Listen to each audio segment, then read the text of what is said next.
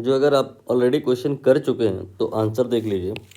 It will be 5/6a। Question क्या है? A circular hole of radius a/2 is cut out of a circular disc of radius a as shown in the figure. The centroid of the remaining circular portion with respect to point O। यहाँ centre है, इसके relative में centre of मास नहीं बताना है, यहाँ पर origin है इसके रिलेटिव में। तो यहाँ पर हम फार्मूला अप्लाई करेंगे सेंटर ऑफ मास का। ये हो जाएगा, इतना तो क्लियर हो रहा है कि यहाँ पर सेंटर ऑफ मास का वाई कोऑर्डिनेट नहीं होगा, ओनली एक्स कोऑर्डिनेट होगा।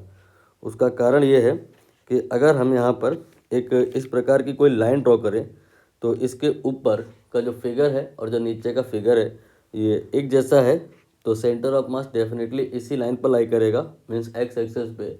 सो only y coordinate here will be required, only x coordinate will be required, y coordinate definitely will be 0।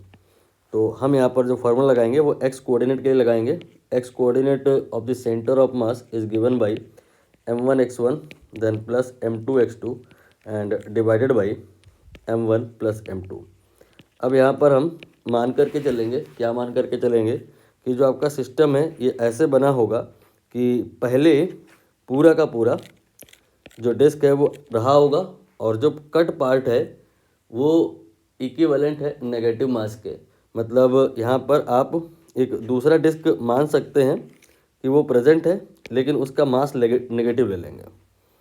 तो अगर हम पहले बड़ी वाली की बात करें तो m1 मतलब यहाँ पर बड़े वाले का एरिया हो जाएगा, ये हो जाएगा पाई देन a स्क्वायर, और फिर उसका जो सेंटर होगा यहाँ पर होगा। ये जो बड़ा वाला डिस्क है उसको आप इस जगह पर एज्यूम कर सकते हो, उसके करेस्पॉन्डिंग यहाँ पे पॉइंट मास एज्यूम कर सकते हो। तो इस पॉइंट का जो दूरी होगा from the point O that will be a। तो यहाँ पर आप x1 की जगह a ले लेंगे। इसके बाद m2 क्या है?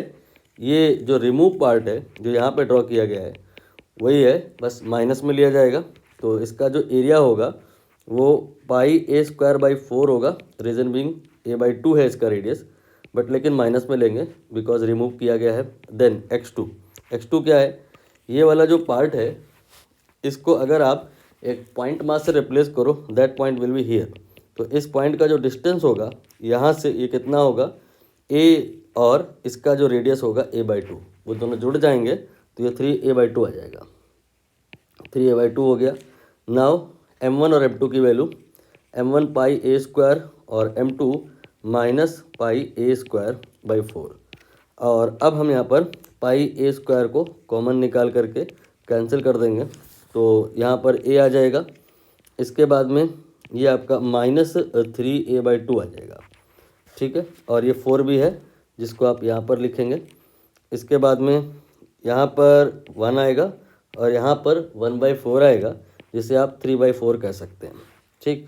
और ये आपका 8 हो जाएगा, मल्टीप्लाई करेंगे तो यहाँ 8 माइनस 3 ये 5 हो जाएगा, डिवाइड बाई 8 हो जाएगा। और इसको रेसिप्रोकल करके मल्टीप्लाई कर दीजिए 4/3, तो ये आपका हो गया 2 एंड मल्टीप्लाइड बाई 3, तो 5a/6 आ गया इसका फाइनल आंसर।